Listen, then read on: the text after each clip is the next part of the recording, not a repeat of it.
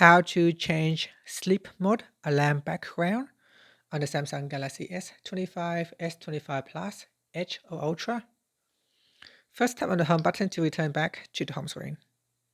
And from the home screen, swipe down at the top to open up quick settings. In here, tap on the settings icon. Next, we scroll down and then tap on modes and routines. From here, tap on sleep. Then tap on the sleep schedule. Then tap on sleep schedule again. Next, we scroll down to the bottom and tap on alarm background. From here, tap on background button at the top. Then choose your preferred background. In here, you can select a custom background, feature background, or from the gallery. So we can go into gallery and select a background. And then in here, you can zoom in or zoom out. You can move it around. And then tap on done.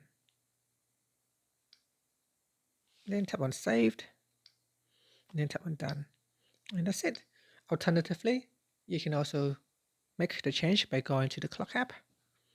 Tap on the alarm button.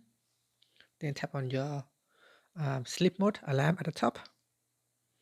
Then you can scroll down and then make the change from here.